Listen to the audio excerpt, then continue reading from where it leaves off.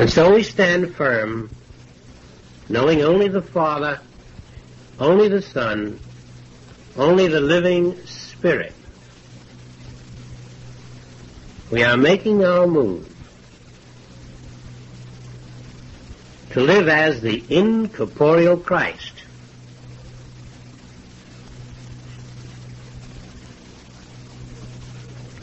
While appearing on earth in the flesh, just as he appeared on earth in the flesh. We are following Christ into oneness here and now.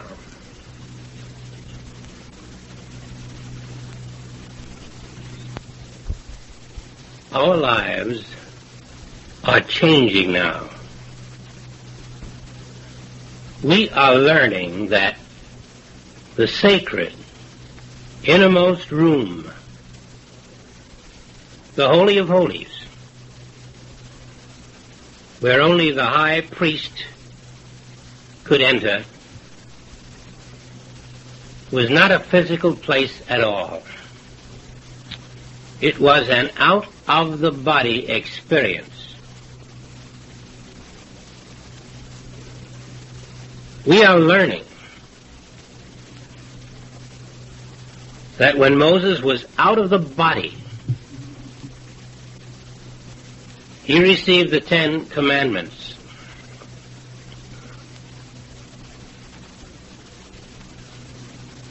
We are learning that no evil shall befall anyone who knows that the secret place of the Most High is out of the body. We are learning that the second coming of Christ is your realization of life outside physical form. We are learning that the most closely guarded secret of the Bible is this: you have never been inside a human body.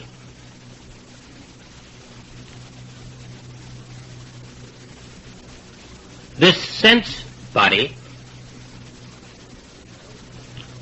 is only a body image, a composite image, projected inside the brain by the cosmic mind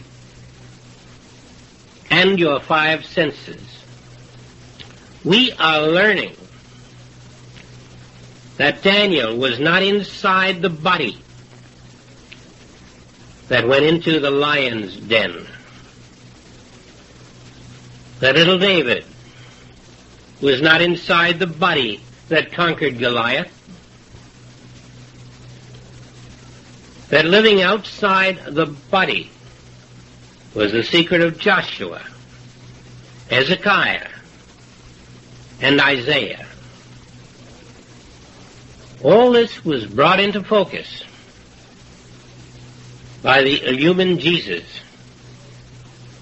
who showed that the only way out of the recycled universe in ever-dying time was to realize that the recycled body of atoms called human is not an objective reality.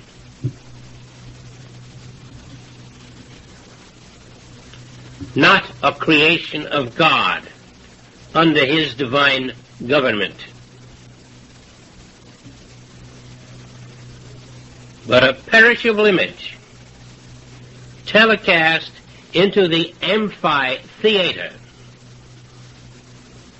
of the human mind.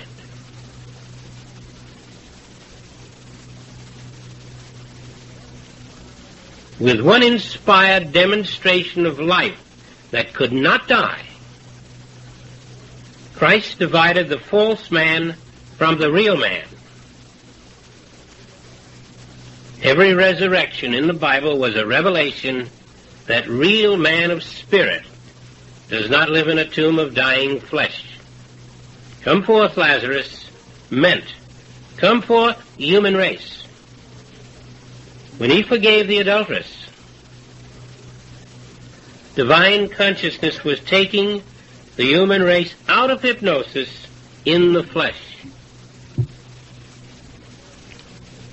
When he told the cripple, rise, take up thy bed and walk, he was revealing that the five senses of man, the five porches, have blocked out the sunlight of reality and have imprisoned man inside a body that is not there. Inside the senses, we sleep in shadows called bodies. Above the senses, we awaken to the infinite body of Christ, perfect as the Father. Inside body, we experience temporary life cycles, imperfections, alternating good and evil, the absence of divine power, and the inevitability of physical death. Outside body, we are the life of God, whole, self-complete, immortal. Again, inside body, we try to fulfill the wrong self. Outside body, we know that I am the one self. Inside body, we are man, looking for God. We are two, God and man. Outside body, we are the infinite I am, individualizing its perfection everywhere. Inside body, we are the son of woman, the son of flesh.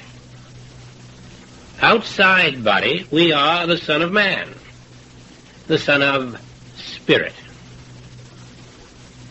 Inside body, we live recycled lives, searching for permanence and identity.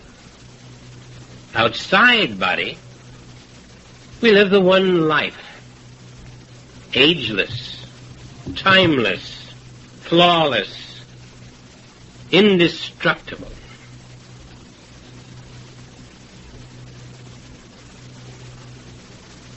Which life do we want?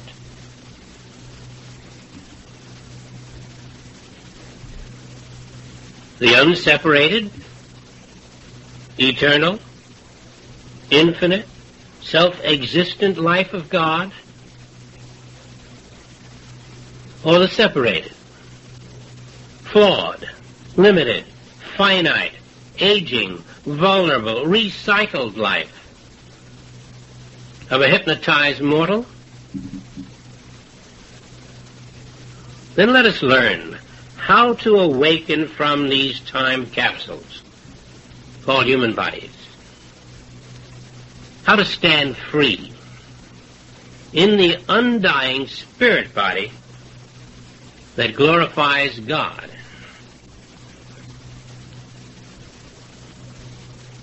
With eyes closed, know this: God has given you a perfect body, a permanent body of spirit to live in now. That body has special functions that cannot be fulfilled by a body made of aging matter. Let us find that divine body now and see what the world has been missing. Your five senses cannot make contact with spirit. So, for most of your human life, your mind has ignored your spiritual body. And the immortal life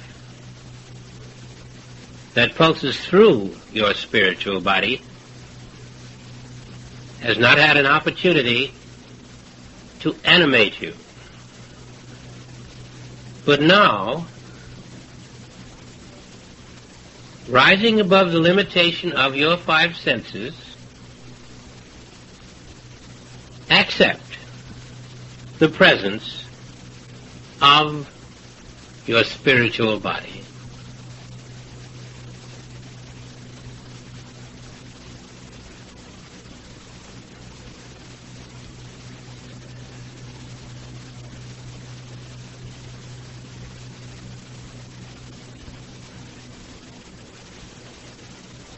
Cancer will never destroy it.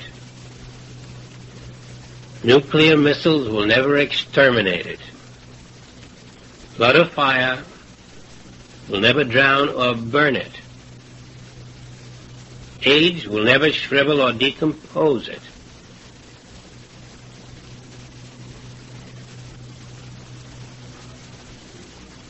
Now, how are you going to live in this spiritual body which Christ says belongs to you, instead of in this visible physical body which you know is not the instrument of God?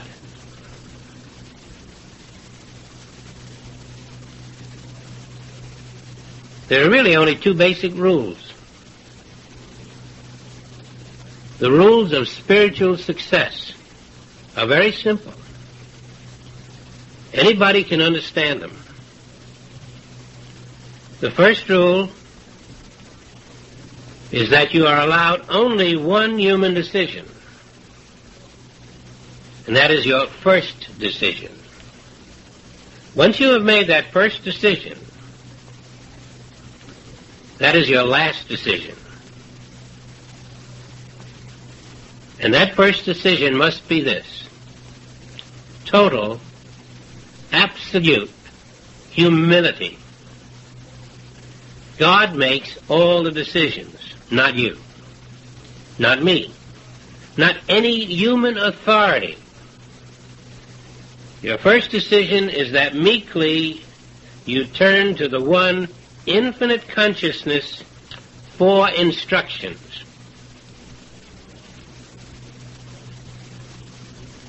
If you wish to inherit the earth. Having made that first decision,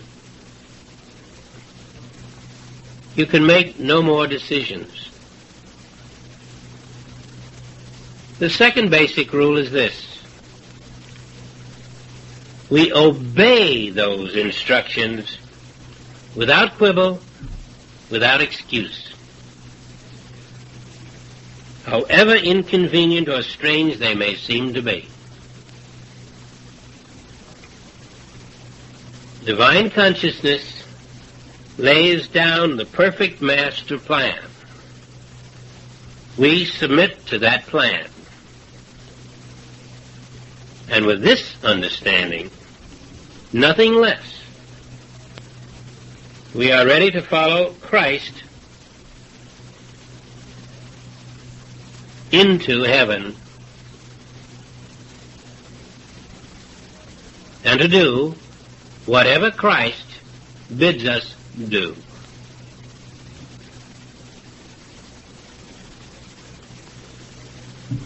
Once these basic rules are understood and accepted, instructions follow very, very quickly. And here's your first, right now. The first divine instruction has been on the earth for thousands of years. It is this: cease ye from man, whose breath is in his nostrils. For wherein is he to be accounted of?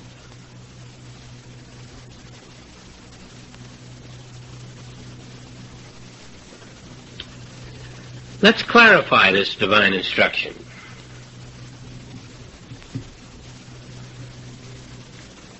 By a very unusual method.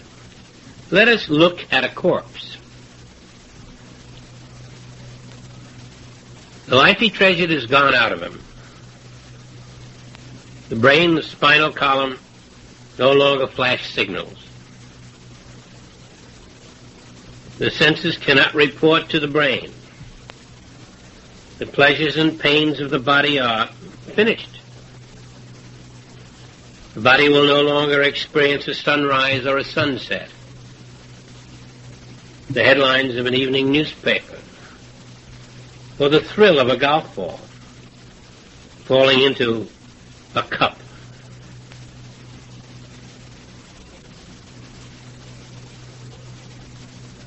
This mortal, now a corpse, ignored this instruction. He heard it all his life, but he completely ignored it. Now he's dead.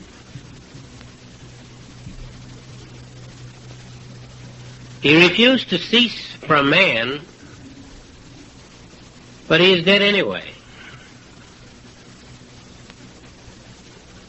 He had his own method of life, not according to divine instruction. And we can look at that same man 20 or 30 years ago, striving to survive in a competitive world. He was living inside a body. What he didn't know is that he was controlled by the cosmic mind, and that his body was destined to die. There was no doubt of that. And that is why he was called the living dead,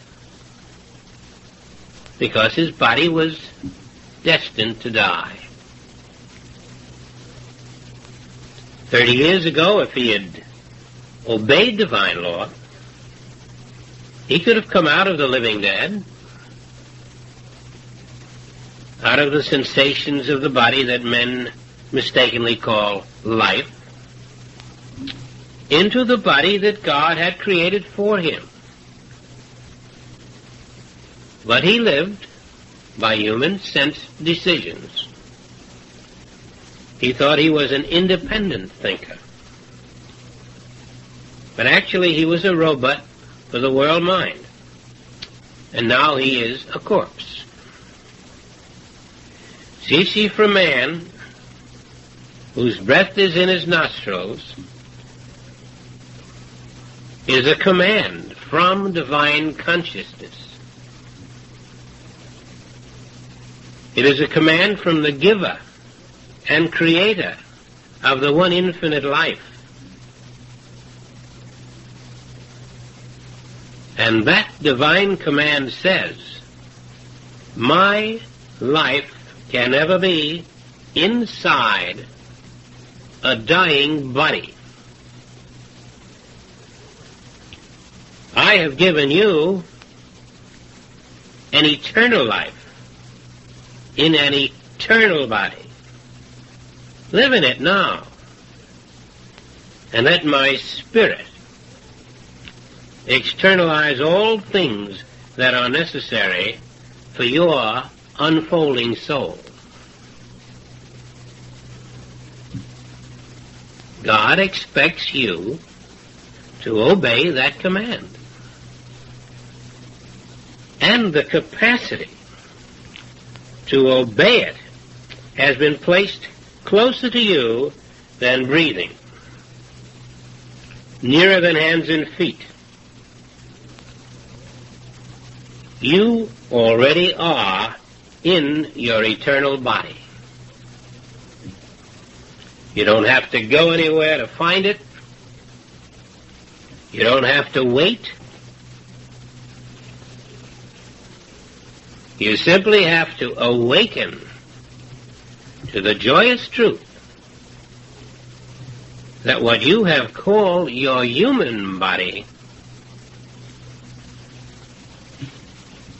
is not there.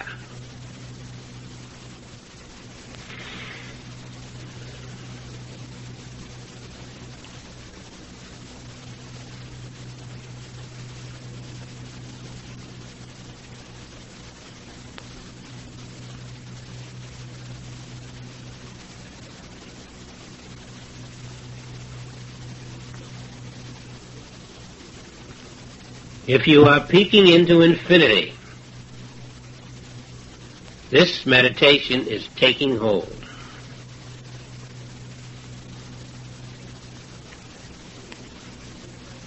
Let us continue now in the Word, in the silence,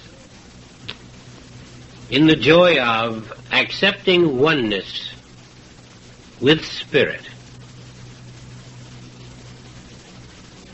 In obedience to God's command, we cease from the belief that we are living inside a human body.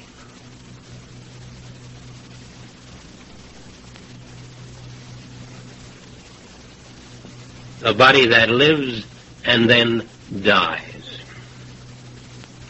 Henceforth, we know the mystical truth.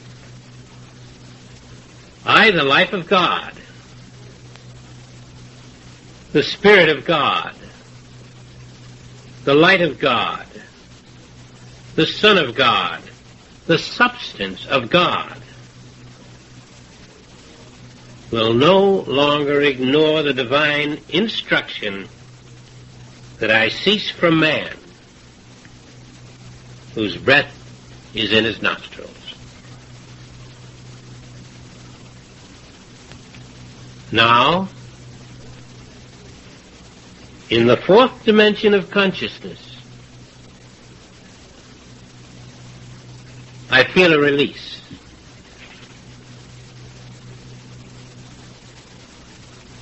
From the five-sense lie that has crucified Christ since the cradle of the human race.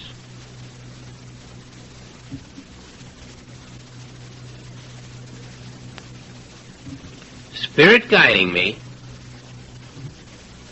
henceforth, I know no man after the flesh.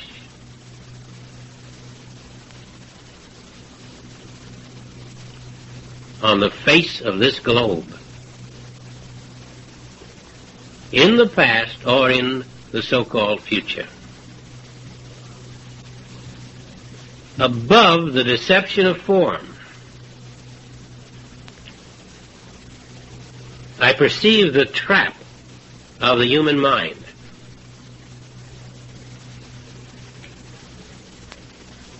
Which has evaluated men on the basis of color, race, nationality, creed, and other false factors which deny the infinite Christ presence everywhere, always.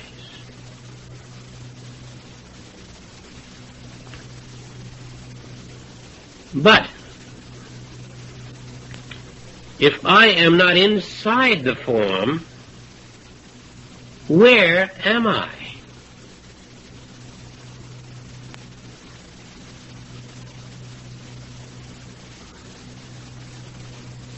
I am wherever God is.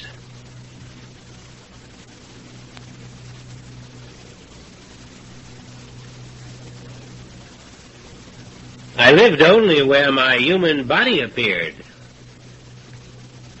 But now I no longer live as a tiny lump of thought called flesh in each passing second, surrounded by an immensity of mental space. Now I no longer accept the many limitations of my temporary sense of form as normal and as real. Now I no longer shut out God's perfection or reduce God's life and spirit down to a fraction, distorted by the evils of this world. Fearful for my loved ones and for the safety of my own existence, or living by the sweat of my brow. no more. Henceforth, I live not where my body is, but where God is. Henceforth, out of body, present with the Lord, I will automatically be about my Father's business. Henceforth, I live not by external bread alone, but by the bread of life, the word of Christ that proceedeth out of the eternal Father. Henceforth, I move in the rhythm of angels, unseparated by the illusion of flesh from the infinite will of God.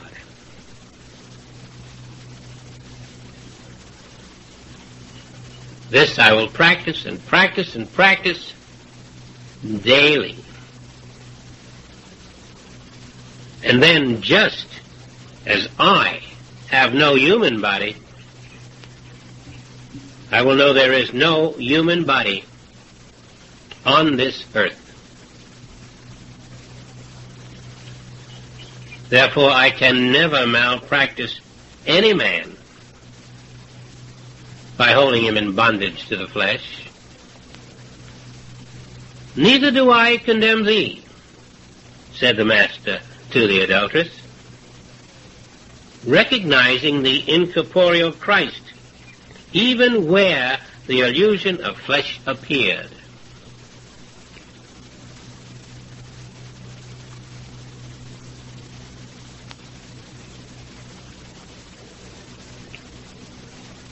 Only as I remain true to selfhood, by remaining outside all form, in accordance with the expressed will of God, do I have access to infinity. And then material sense will no longer hide His grace from my experience. Instead, the glory of God must externalize in my life.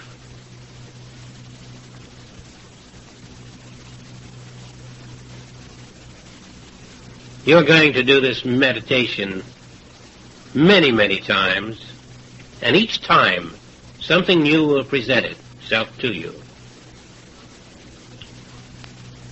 And now, before you move out of this meditation, please realize that whenever you are inside form, you are shutting out God contact. And you are worshiping a finite God with your finite mind. And you are keeping your human sense of life under material law of good and of evil.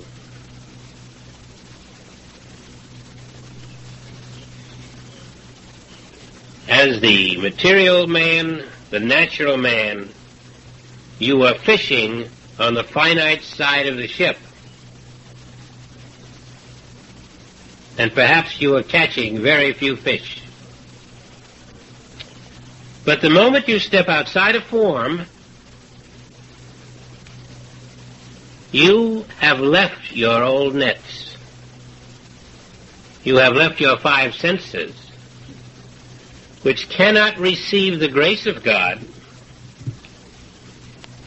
and you are activating the law of infinity.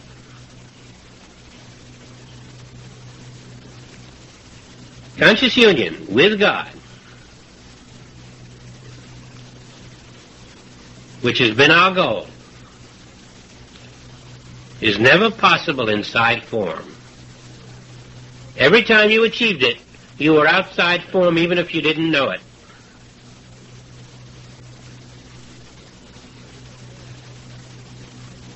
As you may have heard many times, God is not with mortals, But as you maintain awareness that you are the Spirit of God outside human form, infinite omnipotence works through you.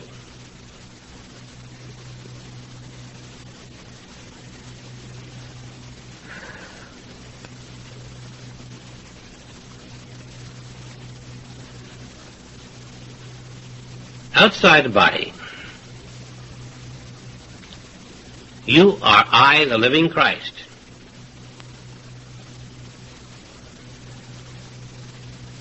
Your permanent identity, which was with you before the world was.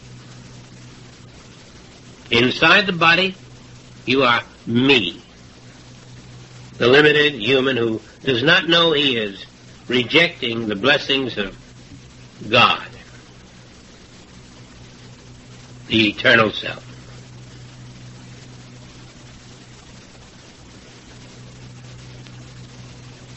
I believe the value of this meditation that we have just shared will multiply if you make it a daily pattern of behavior. And for this reason, I would like to suggest the following assignment.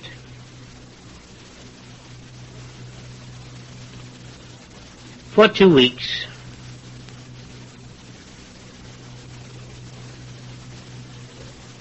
make the theme of your first morning meditation this: I am spirit. I do not live inside a human body.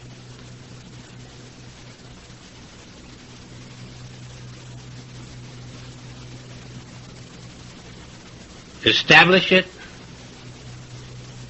and extend it to include Spirit is the one infinite self. There is no other self. Therefore, there are no human bodies anywhere. That is one meditation. You should hold this meditation until you have a realization of two things. One, that you do not live inside a human body, and two, that nobody lives inside a human body. If you can realize those two truths in the meditation, or even realize a fragment of that at one time and another fragment at another time, but gradually come to the realization and the conviction that neither you nor anybody lives in a human body, you will be in truth, and you will be rewarded. This should be your first morning meditation. Now, if you get out of bed in a physical body, you've already killed the meditation. So I suggest that you do it not only before breakfast, not only before you take your first cup of coffee, but before you get out of bed. Lie there, perfectly still, flat on your back or however you like to lie there. Quiet your senses. It's easy to do at that time of day, especially when it's dark outside and you can't hear a sound. And try to attain an inner realization of these two cardinal points. I am not in a body. No one in the world is in a body. And before you step out of that bed,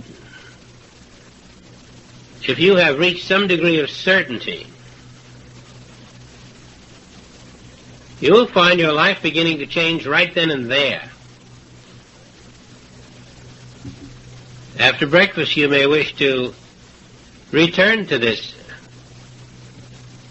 realization in quiet again,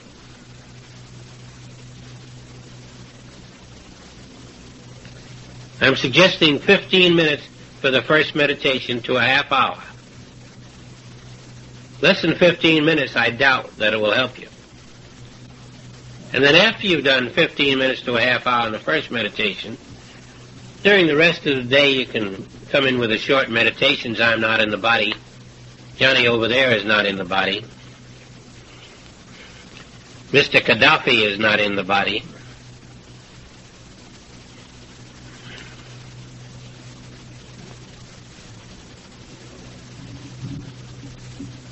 No one is in the body.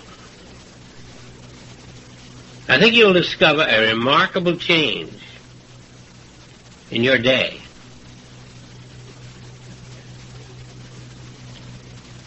And after 2 weeks of this, you should find power, subtle power, the power of grace, living your life, making your decisions, making the crooked places straight. Oh, it works, I know that. It works so incredibly that it's hard to contain your inner joy.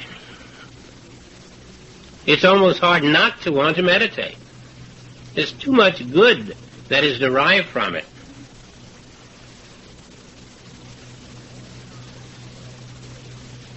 And all the time that you are experiencing this renewal of exhilaration, you will know that you are making headway in your preparation for life outside physical form, which by now you realize is the secret of transition to eternal life.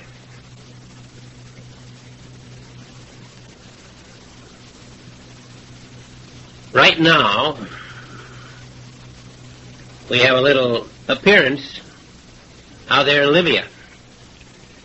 By the time you receive this, that appearance may have been expanded or diminished. I don't know, but let's assume that we will still have some type of appearance at that time. And so I'm also recommending one more assignment. You might call it world work. And it's this: for the next 2 months, for May, for June, I am recommending that every Saturday and every Sunday at 2 p.m. California time, 2 p.m. California time, we make our theme peace, and we meditate together on the theme of peace, specifically peace between all nations and peace between Libya and the United States.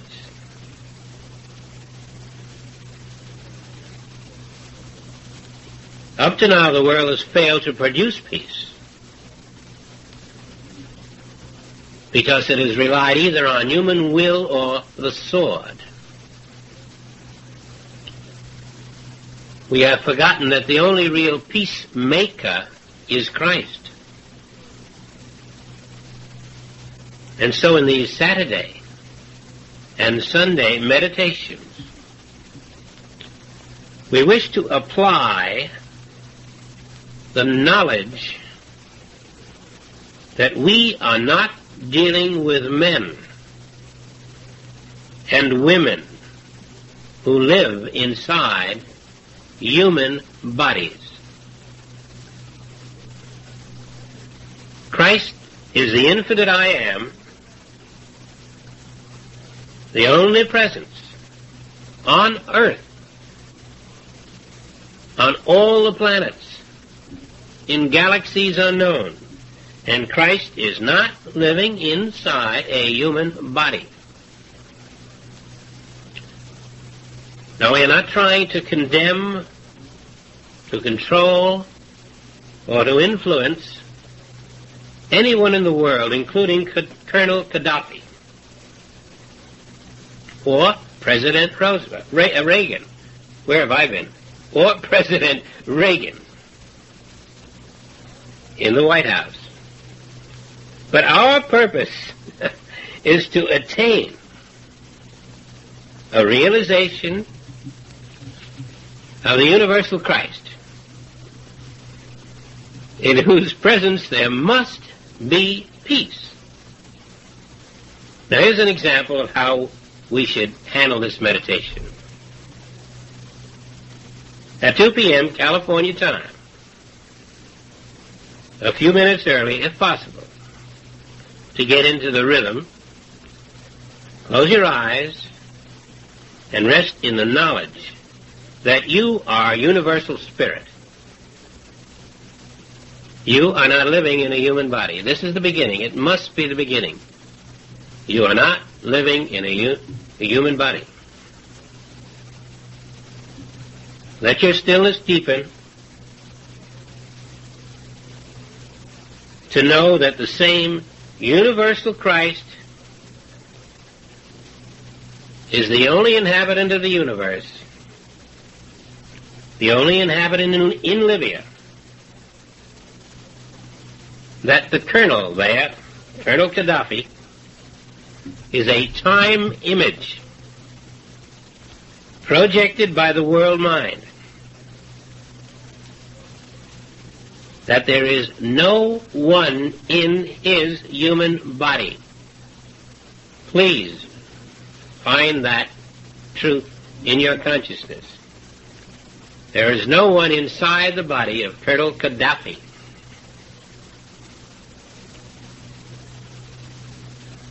As that knowledge deepens, extend it to the White House.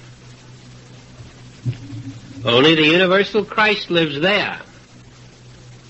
There is no person inside the body of the president. Only Christ. Now join Christ in Libya, with Christ in the White House, into one Christ I am, indivisible, perfect as the Father. And then, in your inner sanctuary, wait upon the Lord. Wait for the Christ who says, peace, I leave with you. My peace I give unto you. Not as the world giveth, give I unto you. Let not your heart be troubled, neither let it be afraid.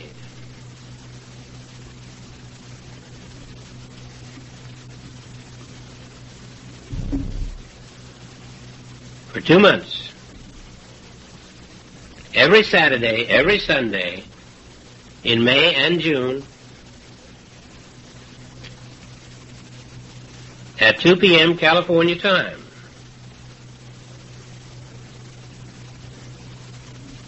The whole meditation, in this case, should take 1 hour. 1 full hour.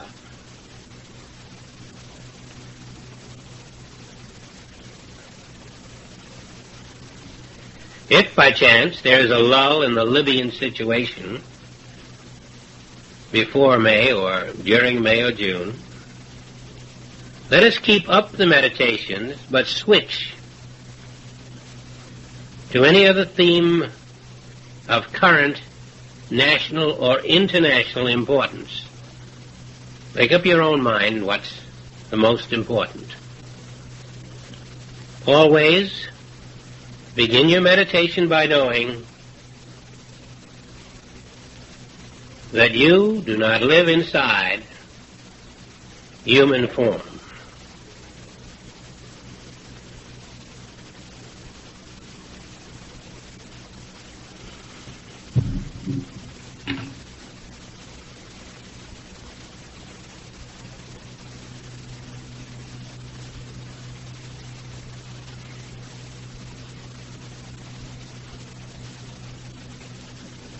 I think Joel has brought us to this point by his teaching. And I think in this chapter, this third chapter, he may mention, if I recall, that there are those who are still teaching on the other side of the veil. So perhaps we have been receiving a great deal of guidance and direction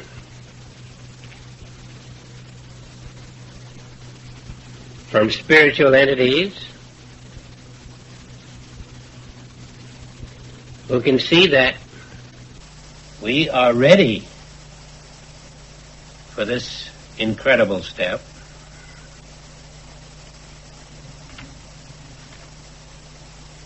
And possibly we will discover that in the 2 months from the time you receive this tape to the time you receive your fourth tape,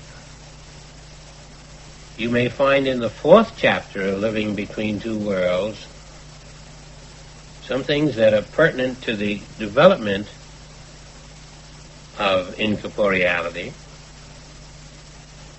You may find some unexpected inner assurance that you are further along than you ever guessed, and that living incorporeally, which perhaps now or at one time seemed to be the furthest thing from your mind, can be incorporated very beautifully into your way of life. That you do have the capacity to obey that command. And that signs do follow whenever you succeed in attaining a realization of that truth. For as the Father said, ye shall know the truth, and the truth will make you free. I would be delighted if every infinite way student in the universe could hear this tape. I would be delighted if all students of metaphysics and mysticism throughout the world, in any movement, could hear this tape.